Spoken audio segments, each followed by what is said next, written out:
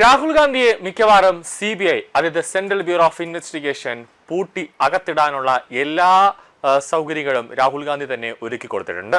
ഇപ്പോൾ സുപ്രീം കോടതി തന്നെ CBIയോട് ചോദിക്കുന്നുണ്ട്, എന്തുകൊണ്ട് നിങ്ങൾ രാഹുൽ ഗാന്ധിയെ അറസ്റ്റ് ചെയ്യുന്നില്ല എന്ന്. അതിൽ ഒറ്റ വാക്കേ ഉള്ളൂ, രാഹുൽ ഗാന്ധിയെ അറസ്റ്റ് ചെയ്തു കഴിഞ്ഞാൽ പിന്നെ ഡൽഹി വലിയൊരു കലാപത്തിന്റെ ഒരു അന്തരീക്ഷത്തിലേക്ക് കാര്യങ്ങൾ പോകും. രാജ്യവിരുദ്ധരടക്കം നുഴഞ്ഞു കയറി ഡൽഹിയിൽ ഒരു ആക്രമണമൊക്കെ അഴിച്ചുവിടും. കാരണം രാഹുൽ ഗാന്ധി എന്ന് പറഞ്ഞാൽ നാട്ടുകാർക്കൊന്നും ഒരു വിലയില്ലെങ്കിലും ഒരു കോൺഗ്രസിന്റെ ഒരു നേതാവാണ്, ഒരു അമരക്കാരനാണ് എന്നതുകൊണ്ട് തന്നെ ഈ കോൺഗ്രസിനകത്തിരിക്കുന്ന 3-4 പേരൊക്കെങ്കിലും ഒരു ആക്രമണം പ്രതിഷേധമൊക്കെ ആയിട്ട് ഡൽഹിയിലേക്ക് ഇറങ്ങും. അത് ജനങ്ങൾക്ക് അടക്കം വലിയ രീതിയിലുള്ള ഒരു പ്രശ്നം ഉണ്ടാകും, ബുദ്ധിമുട്ടുണ്ടാകും. അതുകൊണ്ടാണ് രാഹുൽ ഗാന്ധിയും സോണിയാഗാന്ധിയും ഒക്കെ എത്രയൊക്കെ തോന്നിവാസങ്ങൾ കാണിച്ചാലും കേന്ദ്ര സർക്കാരോ അല്ലെങ്കിൽ ഡൽഹി പോലീസോ കണ്ടില്ല എന്ന് നടിക്കുന്നതും അവരെ അറസ്റ്റ് ചെയ്യാത്തതും അവരുടെ പേരിൽ കേസൊക്കെ എടുത്തുകൊണ്ട് മാത്രം അവർ ഒതുങ്ങി നിൽക്കുന്നത് അതുകൊണ്ടാണ്. നിലവിലിപ്പോൾ വരവിൽ കവിഞ്ഞ സ്വത്ത് സമ്പാദനവുമായി ബന്ധപ്പെട്ട് രാഹുൽ ഗാന്ധിക്കെതിരായ പരാതിയിൽ ആരോപണങ്ങൾ ഗൗരവമേറിയതാണെന്ന് CBI തന്നെ ഇപ്പോൾ പറയുകയാണ്. എന്നാൽ ഇതുവരെ കേസ് രജിസ്റ്റർ ചെയ്തിട്ടില്ല എന്ന് CBI സുപ്രീം കോടതിയെ അറിയിക്കുന്നുണ്ട്.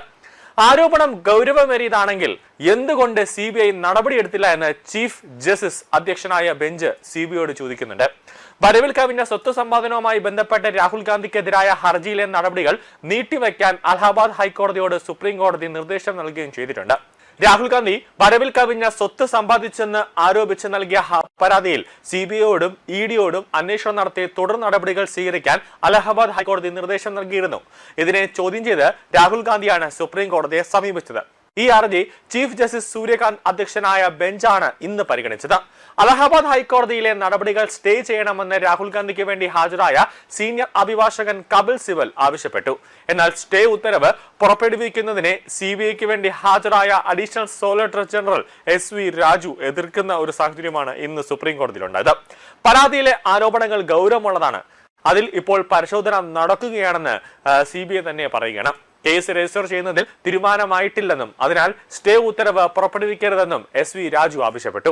പരാതി ഗൗരവതരമാണെങ്കിൽ എന്തുകൊണ്ടാണ് CBI ഇതുവരെ ഒരു നടപടിയും എടുക്കാത്തതെന്ന് ബെഞ്ചിലെ അംഗമായ ജോമാല ഭാഗി ആരാഞ്ഞു. തുടർന്നാണ് രാഹുൽ ഗാന്ധിക്കെതിരായ ഹർജിയിലെ നടപടികൾ നീട്ടിവെക്കാൻ അലഹാബാദ് ഹൈക്കോടതിയോട് സുപ്രീം കോടതി നിർദ്ദേശം നൽകിയത്.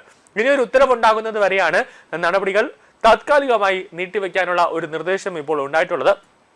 ഇതോടെ കേസിൽ അന്വേഷണ റിപ്പോർട്ട് CBIക്ക് ഫയൽ ചെയ്യാൻ കഴിയില്ല.